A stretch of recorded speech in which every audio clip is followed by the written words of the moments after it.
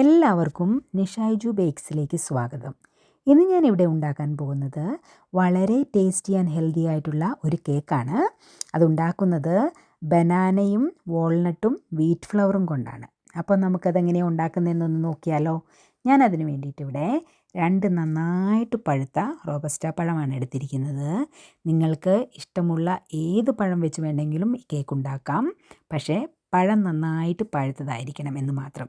എങ്കിൽ മാത്രമേ ഈ കേക്കിന് നല്ലൊരു ടേസ്റ്റ് കിട്ടുകയുള്ളൂ.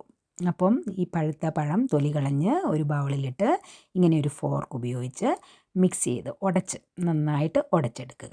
നന്നായിട്ട് ഉടച്ച ഈ പഴത്തിലേക്ക് നമ്മളിനി ഷുഗർ, ഞാനിവിടെ ഒരു 3/4 കപ്പ് ബ്രൗൺ ഷുഗറാണ് ഇടുന്നത്. നിങ്ങൾക്ക് വേണമെങ്കിൽ വൈറ്റ് ഷുഗറും ഉപയോഗിക്കാം.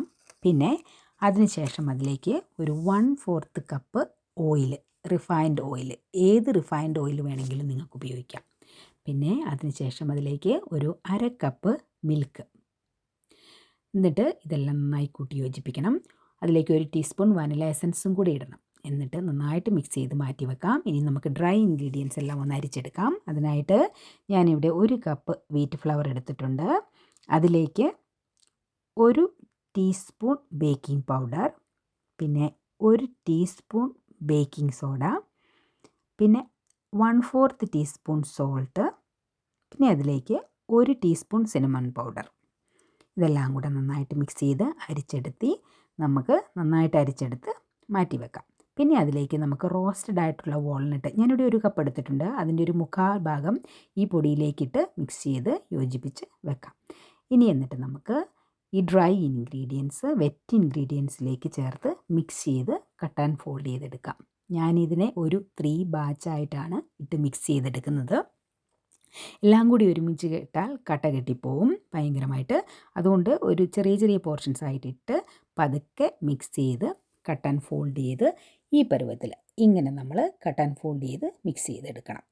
എന്നിട്ട് പതുക്കെ എല്ലാം നന്നായിട്ട് മിക്സായി അതിനെ ഒരു ഗ്രീസ് ചെയ്ത് വെച്ചിരിക്കുന്ന ഒരു ബേക്കിംഗ് ട്രേയിലേക്ക് ഞാനിത് പതുക്കെ ഒഴിച്ചു കൊടുക്കുകയാണ്. ഇങ്ങനെ ഒഴിച്ചു കൊടുത്ത് എല്ലാം നന്നായിട്ട് വടിച്ചെടുത്ത് ഒഴിച്ചു കൊടുത്ത് നമ്മൾ ആ ട്രേയിൽ അതിൻ്റെ ബാറ്ററൊന്ന് നന്നായിട്ട് ലെവൽ ചെയ്തെടുക്കണം. നന്നായിട്ട് ഇങ്ങനെ ഞാനിപ്പോൾ ഇങ്ങനെ ഈ സ്പാച്ചിൽ വെച്ച് തന്നെ ലെവൽ ചെയ്യുവാണ്. ഇങ്ങനെ ലെവൽ ചെയ്ത് കഴിഞ്ഞ് അതിന് നന്നായിട്ടൊന്ന് ടാപ്പ് ചെയ്യണം. എന്തെങ്കിലും ഒരു എയർ ബബിൾസ് എന്തെങ്കിലും ട്രാപ്പായിട്ടുണ്ടെങ്കിൽ അത് റിലീസ് ചെയ്യാൻ വേണ്ടിയിട്ടാണ് നമ്മളിങ്ങനെ ചെയ്യുന്നത്. ഇനി ബാക്കി വെച്ചിരിക്കുന്ന വാൾനട്ട് വെച്ച് നമുക്ക് ഈ ട്രേയുടെ മുകളിലൊന്ന് ഗാർണിഷ് ചെയ്തെടുക്കാം. ഞാനിപ്പോൾ എൻ്റെ ഓവൻ ഓൾറെഡി ഒരു 10 മിനിറ്റ്സ് ആയിട്ട് 180 ഡിഗ്രി പ്രീഹീറ്റ് ചെയ്തിട്ടുണ്ട്. അതിലേക്കാണ് ഞാൻ ഈ ട്രേ വെച്ച് കൊടുക്കാൻ പോകുന്നത്. ഇതൊരു 40 മിനിറ്റ്സ് കഴിയുമ്പോൾ ബേക്കാവും. നമുക്കിത് ഓവനിൽ വെച്ചിട്ട് വരാം. ഇപ്പോൾ കേക്ക് ഇവിടെ ബേക്കായി കിട്ടി. ഇത് തണുത്തിട്ടുണ്ട്.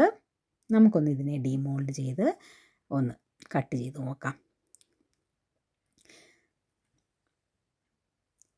ഈസി ആയിട്ട് ഈ ട്രേയിൽ നിന്ന് ഈസി ആയിട്ട് അത് പോന്നിട്ടുണ്ട്. കേക്ക് നന്നായിട്ട് ബേക്കായിട്ടുണ്ട്. നോക്കിക്കേ, നല്ല ഈസി ആയിട്ട് പോന്നു. നല്ല സ്മെല്ലുണ്ട്, നല്ലൊരു ഫ്ലേവറൊക്കെ വരുന്നുണ്ട്. നോക്കട്ടെ എങ്ങനെയുണ്ടെന്ന്. ഞാനിതിനെ ഒന്ന് മുറിച്ച് നോക്കട്ടെ. വളരെ ഈസി ആയിട്ട് മുറിക്കാൻ പറ്റുന്നുണ്ട്. വളരെ സോഫ്റ്റാണ്. നിങ്ങൾക്ക് കാണാം ഞാനിത് ഈസി ആയിട്ട് കട്ട് ചെയ്യുന്നത്. വളരെ സോഫ്റ്റാണ്. വാൾനട്ട് കാരണം എനിക്ക് അത്ര ഈസി ആയിട്ട് കട്ട് ചെയ്യാൻ പറ്റിയില്ല.